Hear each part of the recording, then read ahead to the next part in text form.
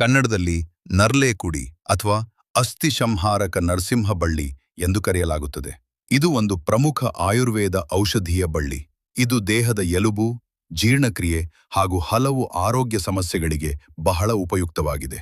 ಇದು ವಿಟೇಸಿ ಕುಟುಂಬಕ್ಕೆ ಸೇರಿದ ದೀರ್ಘಕಾಲಿಕ ರಸವತ್ತಾದ ಬಳ್ಳಿಯಾಗಿದೆ.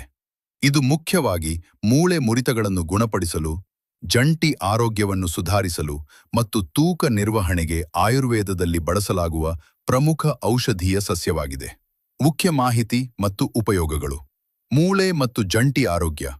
ಹಡ್ಜೋಡ್ ಮೂಳೆ ಮುರಿತಗಳನ್ನು ತ್ವರಿತವಾಗಿ ಗುಣಪಡಿಸಲು ಮತ್ತು ಅಸ್ಥಿಪಂಜರದ ಆರೋಗ್ಯವನ್ನು ಸುಧಾರಿಸಲು ಹೆಸರುವಾಸಿಯಾಗಿದೆ. ಸಂಧಿ ನೋವು, ಮೂಳೆ ನೋವು ಮತ್ತು ಆರ್ಥ್ರೈಟಿಸ್ ಸಮಸ್ಯೆಗಳಲ್ಲಿ ಇದರ ಕಷಾಯ ಅಥವಾ ಲೇಪನ ಬಳಸುತ್ತಾರೆ. ಇದು ಉರಿಯೂತದ ಆಂಟಿಆಕ್ಸಿಡೆಂಟ್ ಮತ್ತು ನಿವಾರಕ ಗುಣಗಳನ್ನು ಹೊಂದಿದೆ. ಜೀರ್ಣಕ್ರಿಯೆ ಉತ್ತಮಗೊಳಿಸುತ್ತದೆ. ಇದು ಜೀರ್ಣಕ್ರಿಯೆ ಸುಧಾರಿಸಿ ಗ್ಯಾಸ್ಟ್ರಿಕ್ ಅಜೀರ್ಣ, ಅಲ್ಸರ್ ಹಾಗೂ ಹೊಟ್ಟೆ ಸಮಸ್ಯೆಗಳನ್ನು ಕಡಿಮೆ ಮಾಡಲು ಸಹಾಯ ಮಾಡುತ್ತದೆ. ತೂಕ ಕಡಿಮೆ ಮಾಡಲು ಸಹಾಯ. ಕೆಲವು ಅಧ್ಯಯನಗಳಲ್ಲಿ ಇದು ಮೆಟಬಾಲಿಸಂ ಹೆಚ್ಚಿಸಿ ತೂಕ ಕಡಿಮೆ ಮಾಡಲು ಸಹಾಯ ಮಾಡುತ್ತದೆ ಎಂದು ಕಂಡುಬಂದಿದೆ. ರೋಗ ನಿರೋಧಕ ಶಕ್ತಿ ಹೆಚ್ಚಿಸುತ್ತದೆ. ಇದರಲ್ಲಿರುವ ಆಂಟಿಆಕ್ಸಿಡೆಂಟ್ಗಳು ದೇಹದ ರೋಗ ನಿರೋಧಕ ಶಕ್ತಿಯನ್ನು ಹೆಚ್ಚಿಸುತ್ತವೆ. ಮಧುಮೇಹ ನಿಯಂತ್ರಣಕ್ಕೆ ಸಹಾಯ. ಇದು ರಕ್ತದಲ್ಲಿನ ಸಕ್ಕರೆ ಮಟ್ಟವನ್ನು ನಿಯಂತ್ರಿಸಲು ಸಹಾಯ ಮಾಡುತ್ತದೆ. ಗಾಯ ಗುಣವಾಗಲು ಸಹಾಯ. ಗಾಯಗಳು ಬೇಗ ಗುಣವಾಗಲು ಮತ್ತು ಉರಿಯೂತ ಕಡಿಮೆ ಮಾಡಲು ಬಳಸುತ್ತಾರೆ.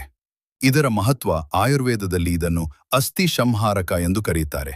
ಅರ್ಥ ಎಲುಬುಗಳನ್ನು ರಕ್ಷಿಸುವುದು ಎಂದು.